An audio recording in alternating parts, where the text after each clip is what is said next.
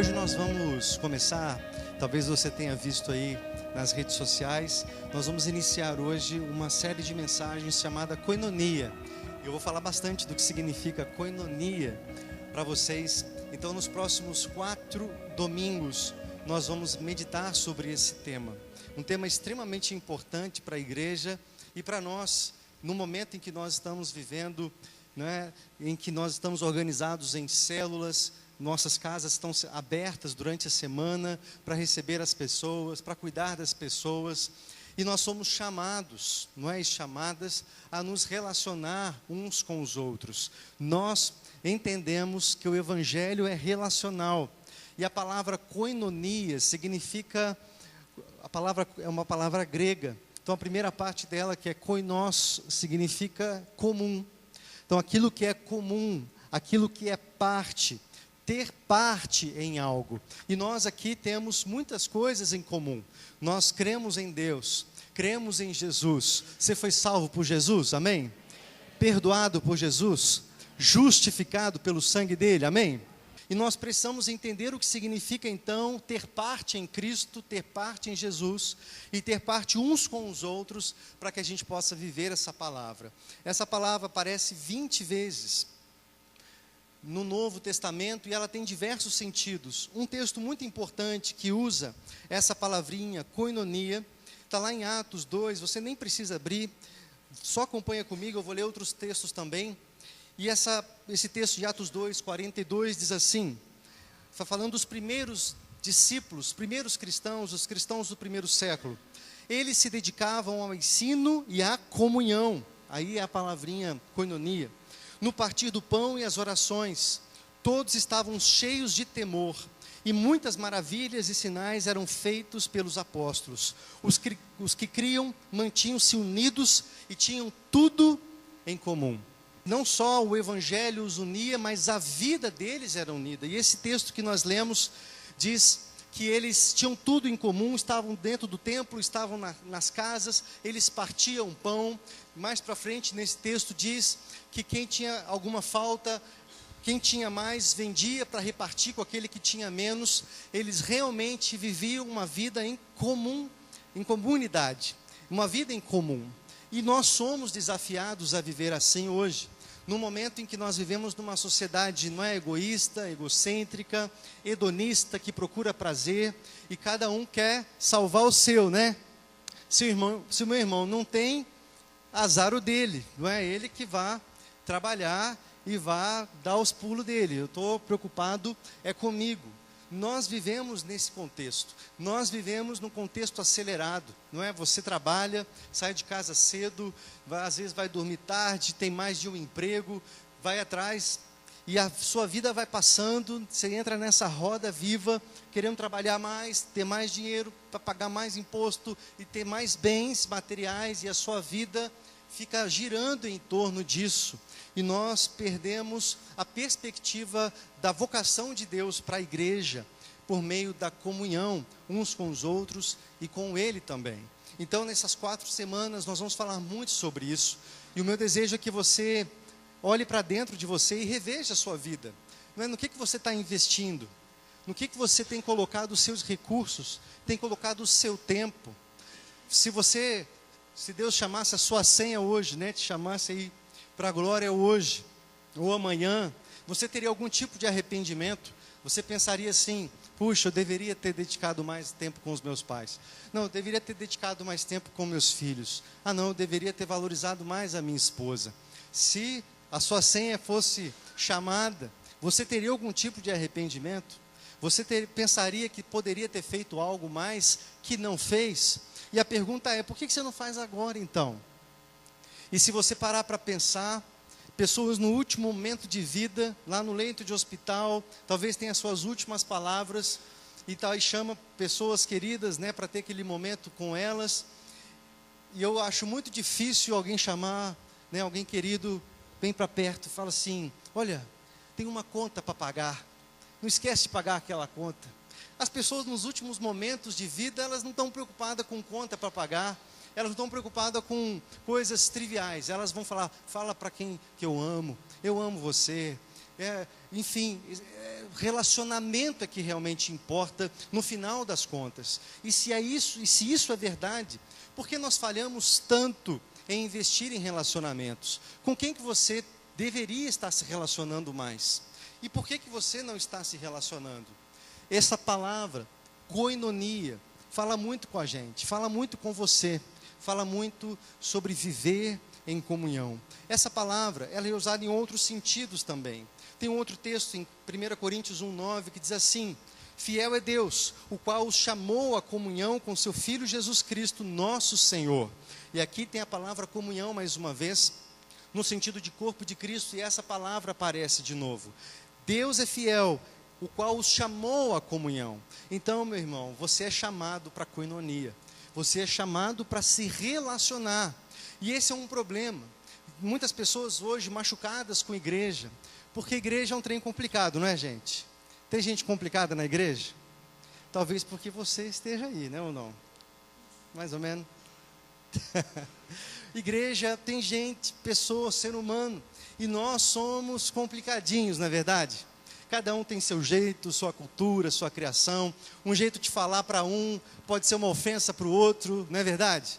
E se você não se aperceber, não tomar cuidado, você se sai machucado, você se decepciona com o pastor, se decepciona com o líder, se decepciona com uma determinada situação, te feriu, te magoou, e você desiste.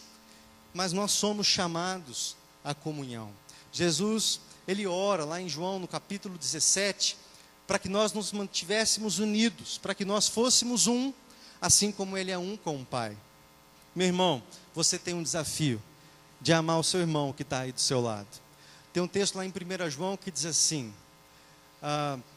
que nós sabemos que passamos da morte para a vida, ou seja, que fomos salvos por Jesus, que você saiu do pecado e foi transportado para o reino da luz, se você ama o seu próximo, se você ama as pessoas que estão sentadas aí do seu lado.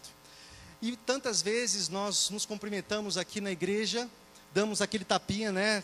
Ô, boa semana aí para você, que bom que você veio.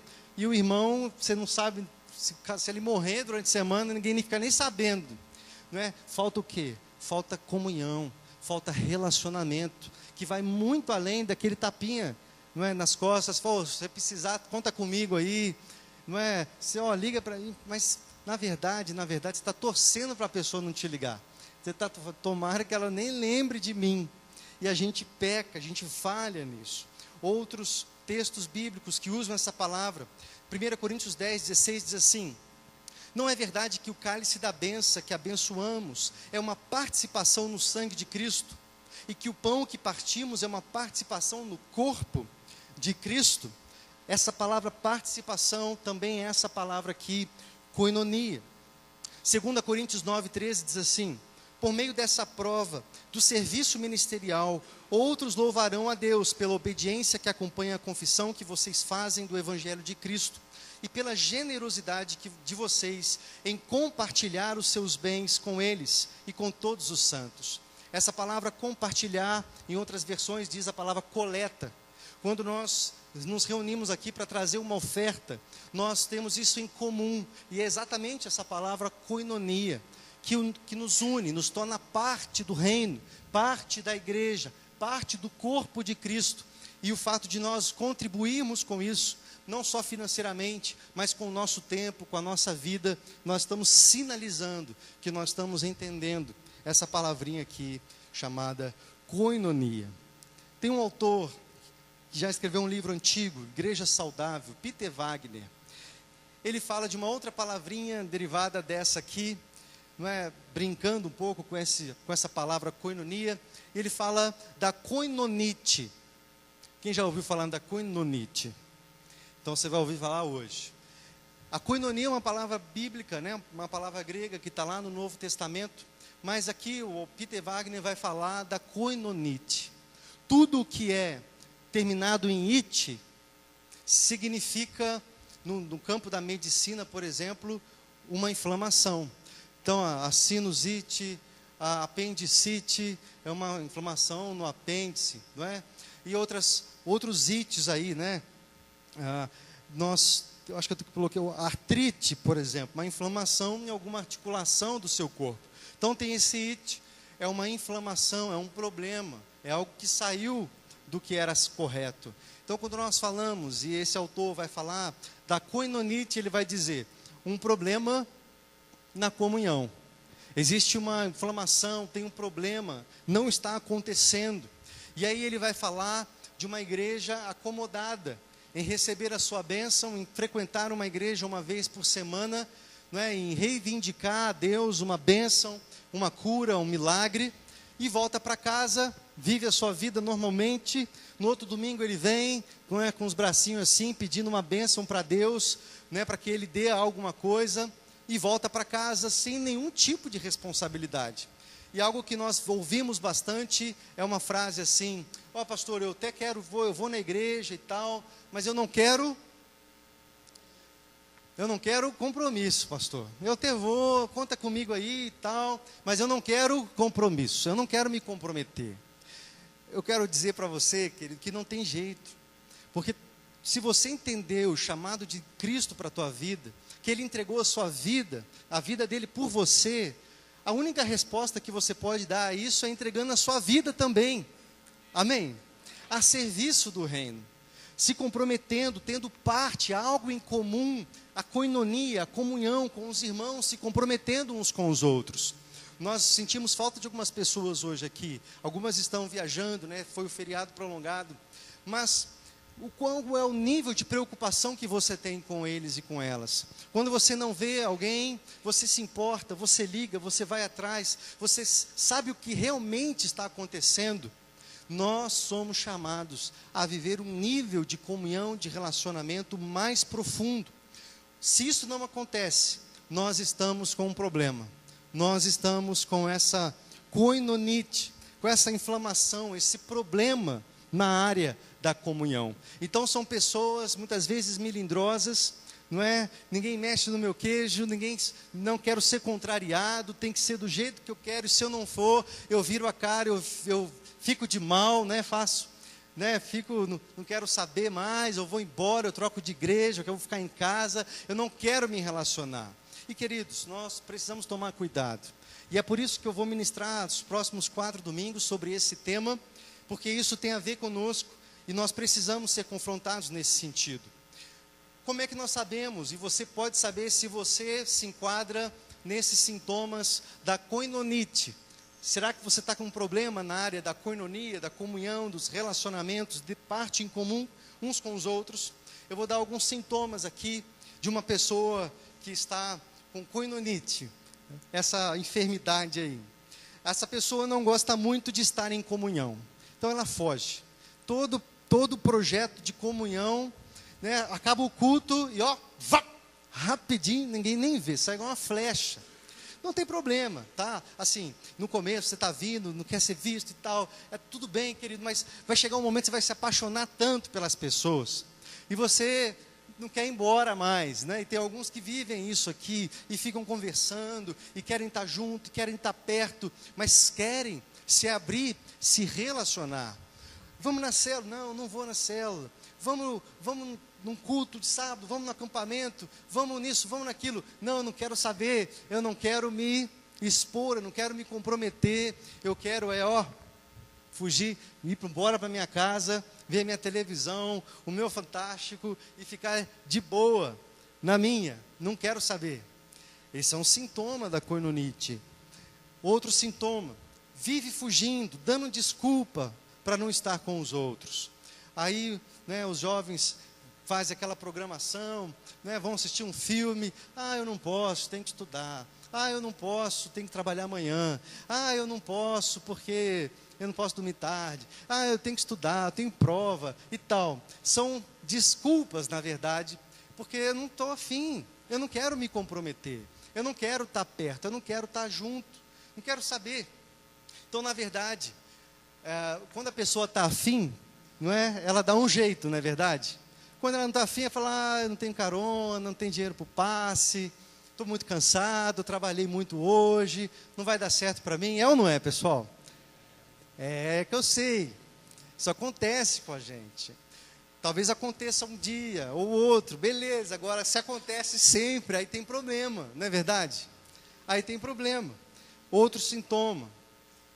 Não quer ninguém se intrometendo nos seus problemas.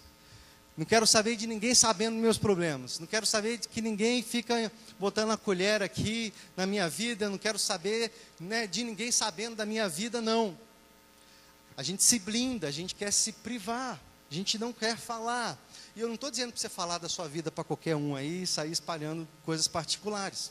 Nós vamos falar um pouquinho mais sobre a intimidade daqui a pouquinho. Mas esse é um sintoma. É uma pessoa que tem tudo oculto. Nem a esposa sabe. Nem o marido sabe o que está acontecendo lá no fundo. Alguns pecados, aquelas coisinhas que já estão passando o tempo e não foram curadas, não foram saradas, não é? E essa pessoa, em geral, gosta de falar dos outros. Ela não quer ninguém fala dela, mas ela tem uma linguinha afiada para falar dos outros, né? Passa aquele scanner na vida das pessoas e está sabendo de tudo que está acontecendo na vida do outro e sabe realmente tudo mesmo, os detalhes todos, mas para si mesmo quer anonimato, quer sigilo, mas gosta de falar dos outros. Esses são alguns sintomas, e nós precisamos tratar, amém? Tratar com koinonite em nome de Jesus. O primeiro passo para esse tratamento, queridos, é o autorreconhecimento. Nós precisamos reconhecer quem nós somos, e nós somos o quê? Não é? Nós fomos salvos por Cristo da nossa condição de pecado, e hoje nós somos santos, lutando contra o pecado. Eu falei aqui na vigília, na sexta-feira, desses dois perigos que nós temos na nossa relação com Deus, de pender para um lado da religiosidade, né? A gente vem para esse lado aqui, achando que se nós fazermos coisas para Deus, Deus vai nos abençoar, não é verdade? Eu falo, se eu for na igreja, Deus deve me ajudar em alguma coisa aí, né? Se eu der o dízimo, então, aí Deus vai me abençoar. Então, a religiosidade faz você vir na igreja com medo. Faz você vir na igreja sentindo culpa. E quando você não vem na igreja, você fala, putz, eu acho que a minha semana vai acontecer alguma coisa porque eu estou falhando. Ou eu não orei. Porque a religiosidade te faz achar que você se relaciona com Deus por meio do mérito. Então eu preciso merecer a bênção de Deus. Se eu não merecer, Deus não vai me abençoar. Isso é um problema, isso é religiosidade. No entanto, existe um outro inimigo, um outro problema do outro extremo, que é o relativismo, a licenciosidade. Enquanto lá está dizendo, eu preciso fazer coisas para ser abençoado, desse lado a pessoa diz, eu não preciso fazer nada, Deus me ama, Deus, a graça dele me alcança, eu posso pecar, porque na verdade, ele não é amor, ele me perdoa, se eu pedir perdão, ele me perdoa, Deus é Deus, Deus me ama e tal, e a gente relativiza o pecado, começa a conviver com o pecado, tolerar hábitos errados, não é a mentira, a fofoca, e para falar do baixo, né, dos pecadinhos mais cotidianos, e a gente tolera isso. Às vezes assistindo coisas erradas na internet, na televisão, se relacionando com pessoas de forma equivocada, criticando, reclamando, murmurando, uma atitude de rebeldia, né, em relação à liderança, por exemplo, não é, de apatia, enfim. E aí vai. Mas a gente acha que está tudo bem, afinal de contas, Deus me ama. E Ele sabe que eu sou pecador, Ele sabe que eu sou frágil, Ele sabe que eu sou fraco. Nós precisamos combater esses dois inimigos, porque o Evangelho, querido, te constrange. O Evangelho te dá uma chacoalhada e fala, ó, Deus te amou tanto, que enviou o Filho dele para morrer por você. E você é atingido por essa verdade e fala, nossa, eu preciso da minha vida para Ele. Eu não posso fazer nada que desagrada a Ele. Então você vive uma vida em santidade. Você quer viver uma vida em comunhão. Você quer viver uma vida se relacionando com pessoas.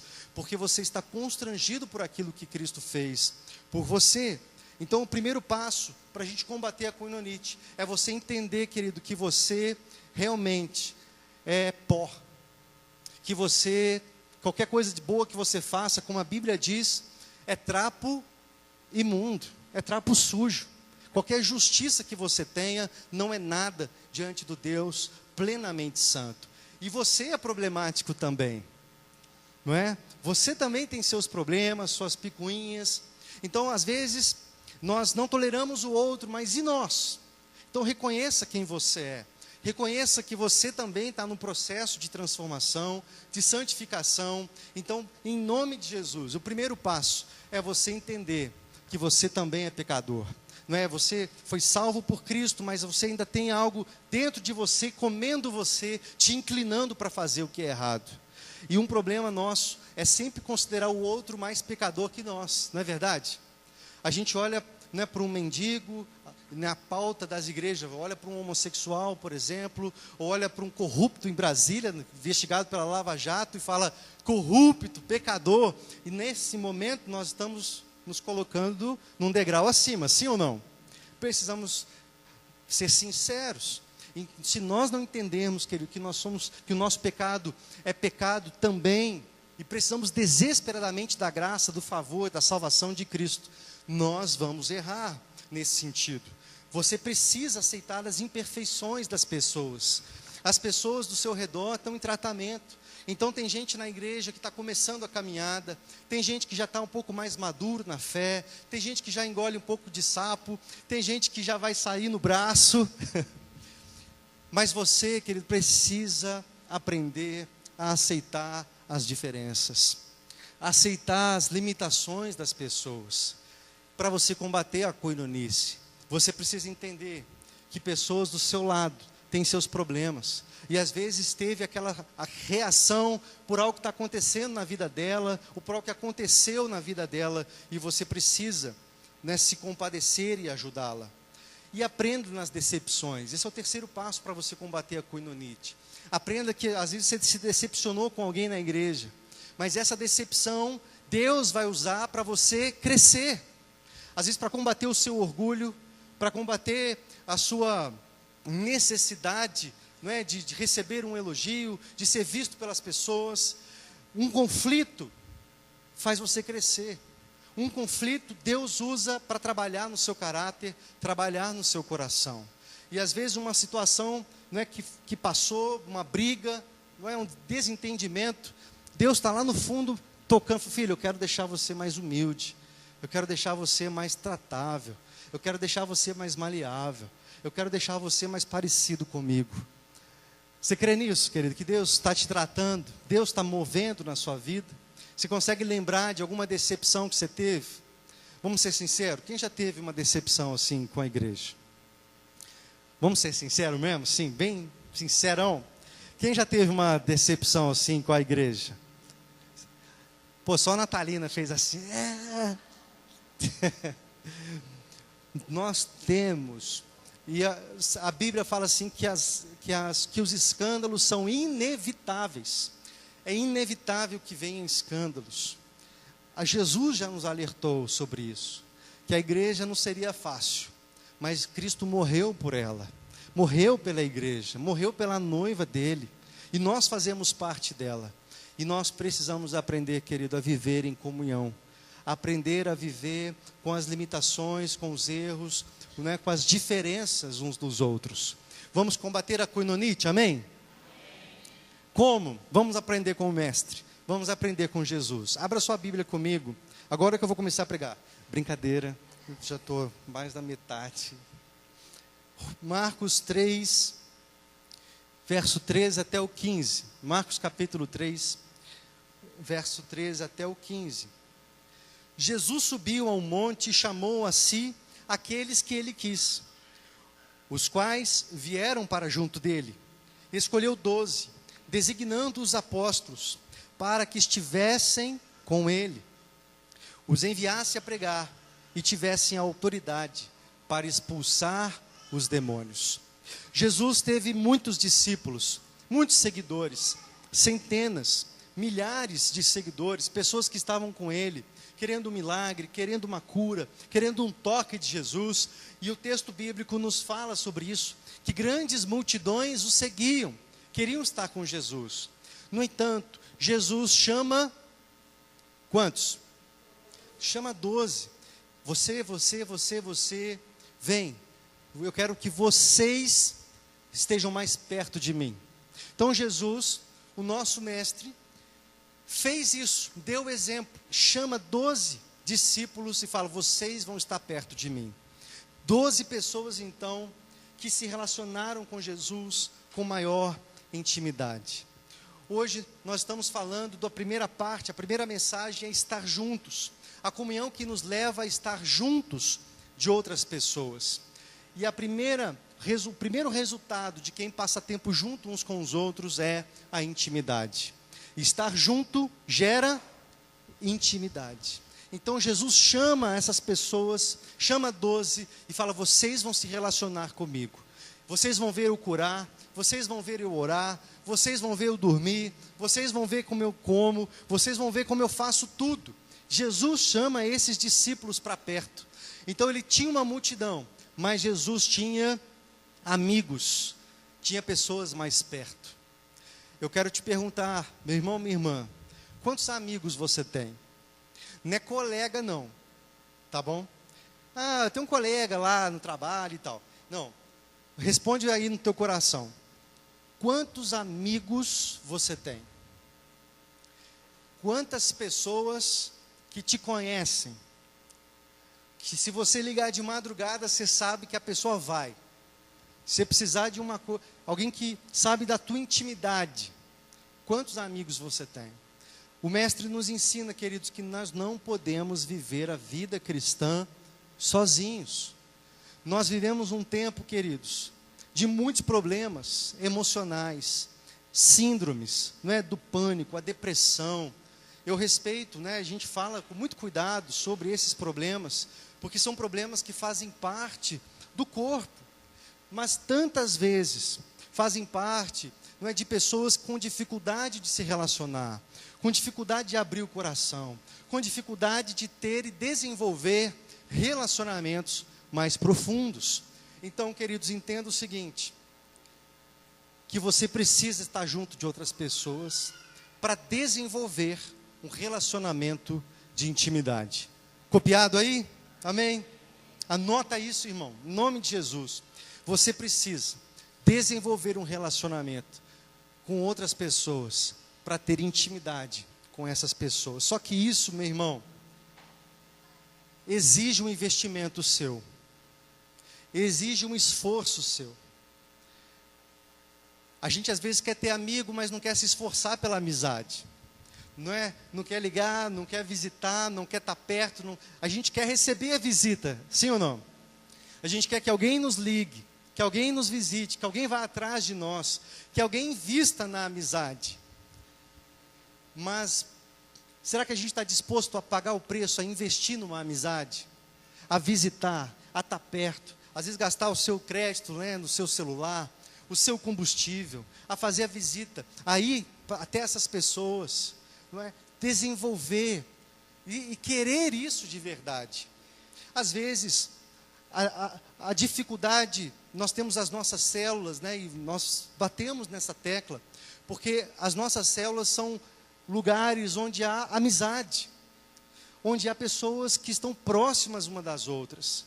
E tem gente aqui na célula, né, mais de um ano, e os testemunhos de como era a célula na primeira semana, todo mundo duro lá, né, ninguém queria falar nada, aquele robozinho. E depois de um ano já está todo mundo falando da vida, já conhece as intimidades, já, como é que é a esposa, como é que é o filho, aonde trabalha, se tem algum vício, sabe? E é gostoso demais, porque aqui na igreja você fica vendo a nuca, né, das pessoas aí, alguém aí na sua frente, mas na célula você olha no olho, tem alguém olhando para você, tem alguém que quer se relacionar com você, quer cuidar de você, se importar com você. Então, querido, em nome de Jesus, invista para ter intimidade com outras pessoas. Jesus fez isso. Como é que você poderia estar mais junto das pessoas com quem você deveria ter comunhão? Como você poderia estar mais junto das pessoas da sua célula? A segunda coisa, nós vamos ver que Jesus fez, passa um pouquinho para frente na sua Bíblia. Vamos lá para Marcos, no capítulo 9 agora. Marcos 9, do 2 até o 4. Vamos ver também o que Jesus fez. Nós vimos então que Jesus chamou os 12. 12 pessoas mais íntimas, mais próximas, para estarem com Ele. Agora olha só o que diz em Marcos 9, 2 a 4. 6 dias depois, Jesus tomou consigo Pedro, Tiago e João e os levou a um alto monte, onde ficaram a sós. Ali ele foi transfigurado diante deles. Suas roupas se tornaram brancas, de um branco resplandecente, como nenhum lavandeiro do mundo seria capaz de branqueá-las. E apareceram diante deles Elias e Moisés, os quais conversavam com Jesus. O texto aí continua, o discípulo fica tão, abismado com aquela situação, fala, vamos ficar por aqui, vamos fazer umas tendas, vamos morar aqui, que aqui está bom demais. Você precisa entender, querido, que estar junto de outras pessoas gera experiências extraordinárias. Amém? Estar junto de outras pessoas gera experiências extraordinárias. Jesus tinha os 12, mas ele chamou 3. Então, dos seus discípulos, ele tinha 3 mais perto. Quem eram? Pedro, Tiago e João. Vamos falar junto, para você acordar aí. Pedro e João. Jesus chama esses 3 para perto e fala, vem comigo, vamos morar. Então, desses 12, Jesus tinha 3 mais íntimos ainda. Leva essas pessoas ali para aquele lugar, e é aquele momento da transfiguração. Imagina isso, você vê aquele resplandecer, aquelas vestes brilhando, como o texto diz, nenhum lavandeiro podia lavar a roupa daquele jeito, brilhando. Desce Elias, desce Moisés, a glória desce. Jesus começa a conversar com Elias e Moisés. Imagina isso, irmão. Você vê essa cena aí? Jesus batendo um papo lá com Elias, o que será que eles conversaram? Moisés, e você está lá, você está vendo tudo aquilo. Os discípulos viram aquilo, sabe por quê? Porque eles estavam lá. Você já chegou, às vezes, alguém te convidou para ir numa festa, ou vamos lá, e você fala, não, vou ficar em casa, acho que eu não vou não, e tal. E aí depois você vê as fotos no Facebook lá do pessoal que foi, você fala, putz, eu devia ter ido. Nossa, fulano foi, não é que eu podia estar lá? Já aconteceu com você isso, irmão? Seja sincero, já, né? Você fala, por que eu não fui? Não custava nada, né? Um acampamento da igreja. Aí depois você vê as fotos, aquela bênção, você fala, nossa, eu não fui, fiquei com preguiça. E agora estou aqui em casa, só tem um filme para assistir aqui no Netflix, não tem mais nada para fazer, e o pessoal está lá. Sabe por quê? Quando você se esforça, gera experiências extraordinárias. Esses discípulos só viram aquela coisa extraordinária, porque estavam ali. Quantas experiências extraordinárias você já teve com seus amigos? Mas se você não tiver amigo, como é que você vai ter experiência extraordinária? Daquela viagem, não é?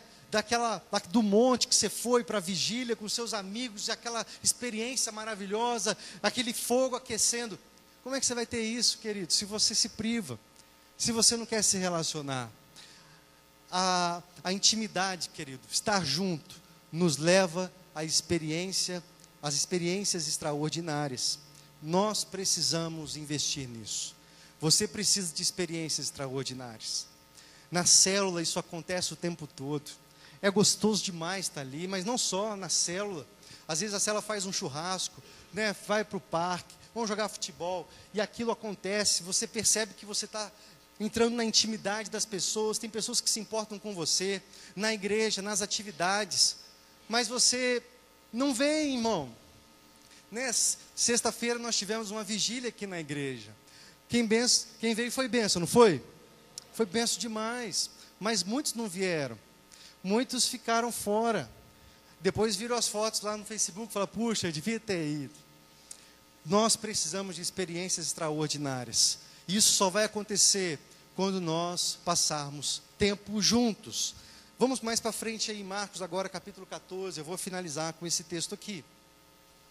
Mas uma experiência também extraordinária que Jesus teve com seus discípulos e com aqueles que estavam mais próximos dele.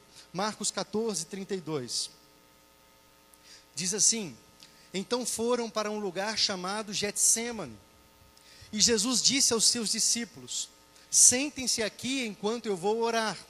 Levando consigo Pedro, Tiago e João, começou a ficar aflito e angustiado. E lhes disse, a minha alma está profundamente triste, numa tristeza mortal. fiquem aqui e vigiem comigo. Mais uma vez, Jesus chama os três, Pedro, Tiago e João, vem comigo. Jesus estava prestes a ser preso e depois torturado e crucificado. E naquele momento ele chama os seus três amigos mais íntimos, mais próximos, e abre o coração para eles. Você imagina isso? Jesus abrindo o coração.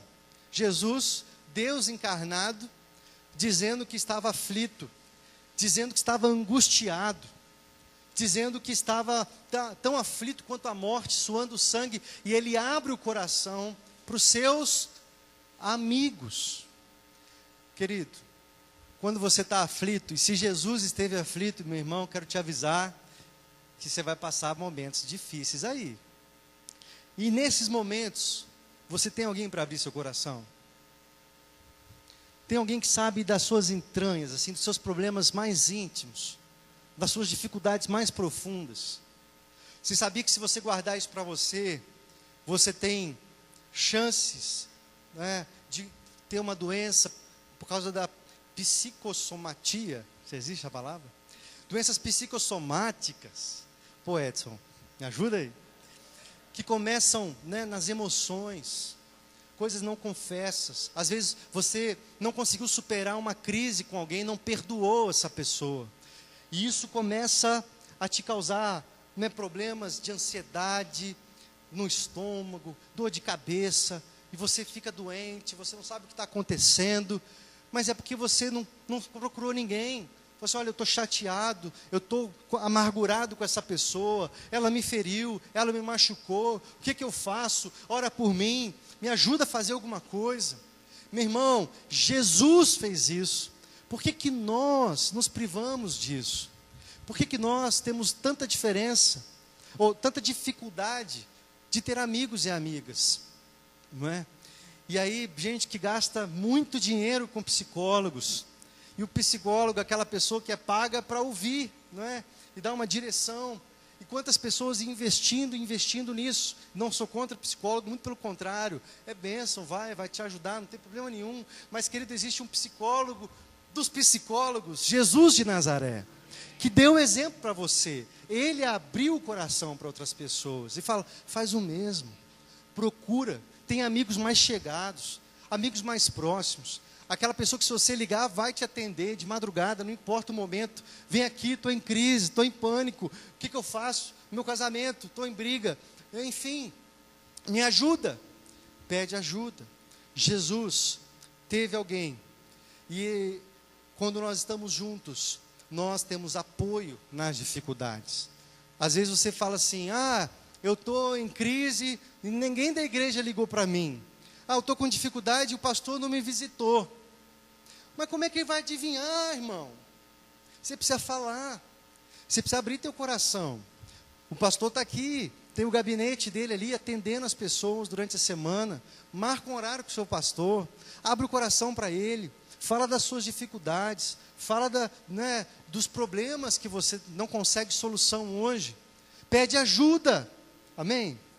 Lá em Tiago tem um texto que fala, quando nós confessamos os nossos pecados uns aos outros, nós somos curados. Quando nós confessamos a Deus, nós somos perdoados. Mas quando confessamos uns aos outros, nós somos curados.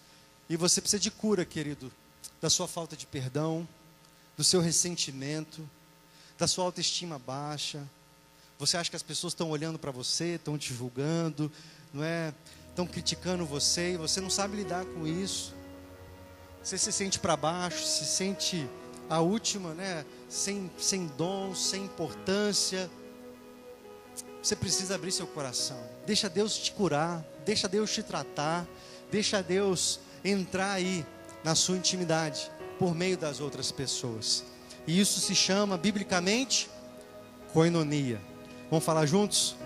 Koinonia, comunhão, fazer parte, ter parte em. E não é koinonite. Koinonite é um problema, é uma enfermidade, é uma inflamação, é um problema. Você já encontrou apoio de outras pessoas em momentos de dificuldade? Você já precisou de apoio das outras pessoas e não encontrou por ter se isolado do convívio com elas e se encontra sozinho em algumas circunstâncias? É assim que você se encontra? O Senhor está te chamando para se relacionar. Amém? O Senhor está te chamando para você abrir seu coração. O Senhor está te chamando para você sair da caverna e começar a procurar ajuda. Nós precisamos disso.